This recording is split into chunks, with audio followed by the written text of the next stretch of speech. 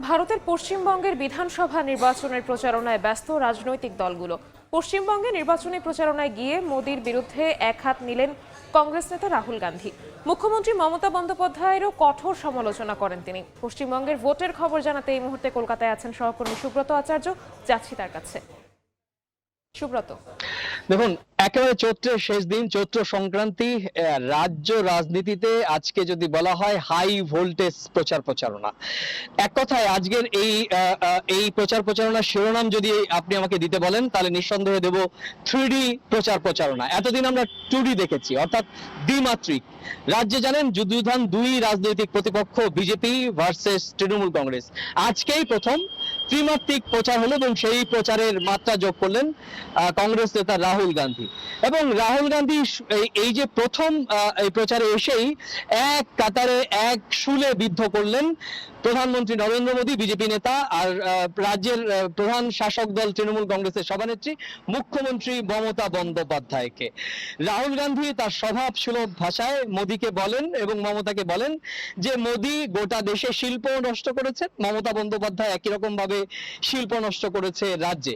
শুধু কেন্দ্রীয় সরকারকে নয়, রাজ্যের যে বিজেপিকে সুযোগ করে দেওয়ার পেছনে মমতা বন্দ্যোপাধ্যায়ের হাত রয়েছে বলেও রাহুল গান্ধী একই রকম ভাবে নির্বাচনী প্রচারণায় শুরু করেন। আপনি জানেন যে উত্তর দিনাজপুরের রায়গঞ্জ থেকে আজকে তার প্রধান প্রচারণা শুরু হয় এবং তারপরে তিনি মালদাতে যান এবং তার একটি রোড শোতে অংশ নেবেন। কংগ্রেস নেতা রাহুল গান্ধী এই মুহূর্তে পশ্চিমবঙ্গে রয়েছেন।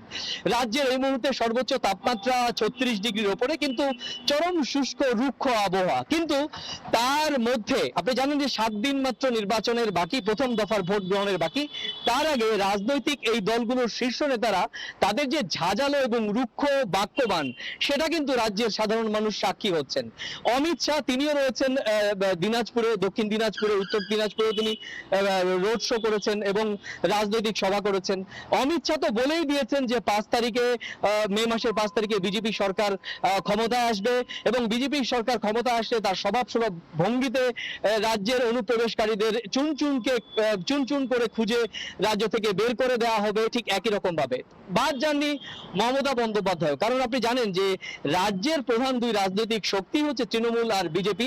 কংগ্রেস আজকে ত্রিমাত্রিক প্রচারে যোগ করেছে বইকি, তবে প্রচারের যে মাত্রা, সেই মাত্রায় এখনো পর্যন্ত তৃণমূল এবং বিজেপি কিন্তু দাপিয়ে বেড়াচ্ছে। যদি আপনি আমাকে জিজ্ঞেস করেন যে প্রচারণায় এখনো পর্যন্ত এগিয়ে কে, নিঃসন্দেহে তৃণমূল কংগ্রেস। কারণ 15 তারিখ যখন জাতীয় নির্বাচন কমিশন নির্বাচনে নির্ঘণ্ট প্রকাশ করলো, তার পর থেকেই কিন্তু তৃণমূল কংগ্রেসের সভানেত্রী মমতা বন্দ্যোপাধ্যায় এবং দ্বিতীয় সর্বোচ্চ নেতা অভিষেক বন্দ্যোপাধ্যায় কিন্তু চষে বেড়াচ্ছেন। রোজ তিনটি করে সভা করছেন এবং মমতা বন্দ্যোপাধ্যায় লক্ষ্য কিন্তু এসআইআর থেকে 91 লক্ষ মানুষের নাম বাদ দেওয়া এবং ভোট ইভিএম এ কারচুপি এবং নানা ধরনের কেন্দ্রীয় সরকারের বিরুদ্ধে ইডি সিবিআই কে রাজনৈতিকভাবে ব্যবহার করা। তো সব মিলে ত্রিমাত্রিক প্রচার, ভোটের মাত্র 7 দিন বাকি রয়েছে। রাজ্য রাজনীতি এখন এই চৈত্রের দাবাওয়াদাহ থেকেও ছাপিয়ে গিয়েছে। তো এই ছিল আমার কাছে পশ্চিমবঙ্গের ভোটের আগে সামগ্রিকভাবে যে রাজনৈতিক প্রচারণা, আমার কাছে থাকা সে সংক্রান্ত সবশেষ তথ্য। পশ্চিমবঙ্গের বিধানসভা নির্বাচনের সর্বশেষ তথ্য জানাতে কলকাতা থেকে আমাদের সাথে যুক্ত হয়েছিলেন সহকর্মী সুব্রত আচার্য।